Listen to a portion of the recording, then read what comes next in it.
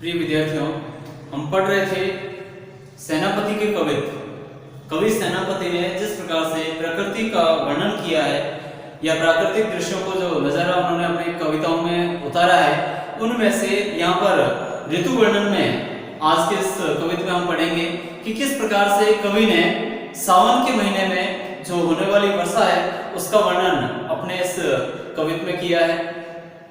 कैसी ऋतु आती है और किस प्रकार से वह विरहिणियों के लिए, यानी जिसको अपन कह सकते हैं प्रेमियों के लिए, यह महीना सबसे अच्छा रहता है। इसमें मिलन का जो इसमें बताया गया है, किस प्रकार से यह उन प्रेमियों के लिए महीना कितना जो दूर होते हैं, जो एक दूसरे से बिछड़े हुए होते हैं, उनके लिए दुखदायी होता है, उनको विरह कितनी सताती है, इस बारे में बताया गया है। देखो, कहा है कि एक श्रावण के महीने को देखकर एक स्त्री अपनी सखी से, एक सहेली दूसरी अपनी सखी से कहती है, सहेली से कहती है, हे सखी, सावन का महीना आते ही दामिनी दमक सुर चाप की चमक श्याम।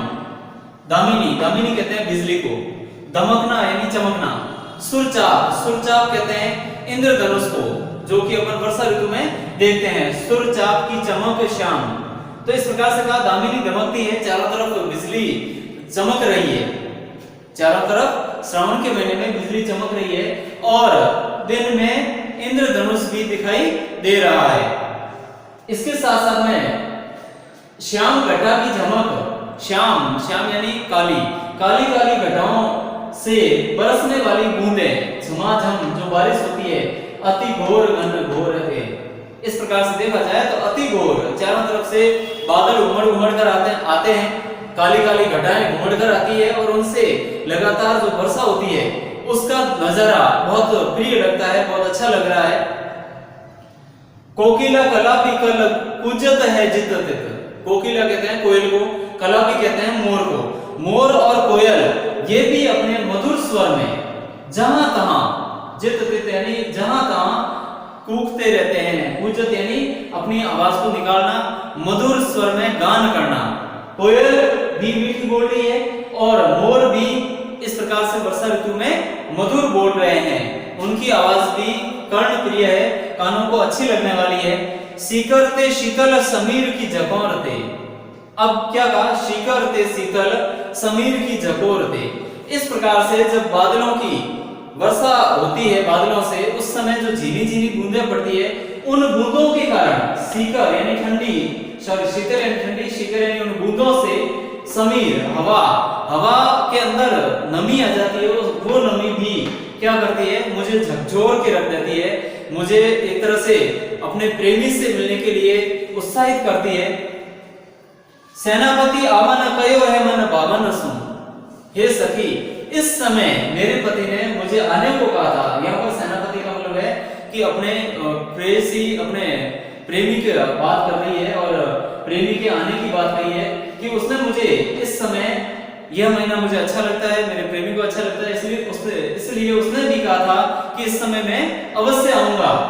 लाग्यो तारा सावन विरह जुर जोर थे, लेकिन वह अभी तक आया नहीं है। इस कारण से उसके बिछुड़ने का जो दुख है उसको विरह व्यथा कहा जाता है। विरह व्यथा मुझे तरसाने लगी है, वह आ तो रहा नहीं है और उल्टा मुझे तरसा रहा है, कह रहा है कि आ रहा हूं, लेकिन आया नहीं है, उससे मिलने के लिए मैं तरस रही हूं।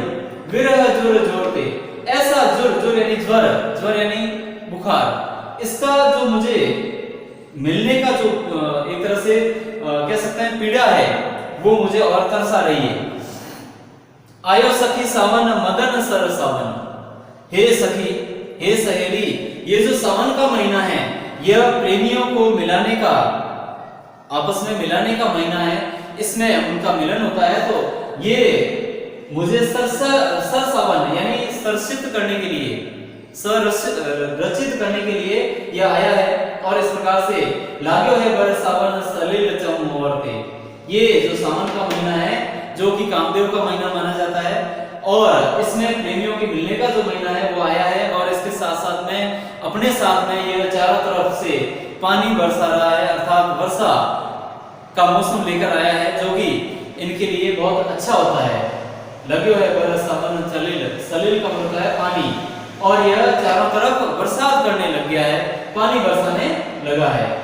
तो इस प्रकार से एक सखी अपनी दूसरी सखी से सावन के महीने का वर्णन करती है और कहती है कि किस प्रकार से कामदेव उसको पीड़ित कर रहा है, उसकी विरह व्यथा बढ़ा रहा है। जो कि सावन का महीना उसके प्रेमी ने कहा था कि मैं सावन के महीने में आऊंगा, लेकिन वो अभी तक आया नहीं। इस कारण से वह उस पीड़ा में दग्ध होती जा रही है, जलती जा रही है। धन्यवाद।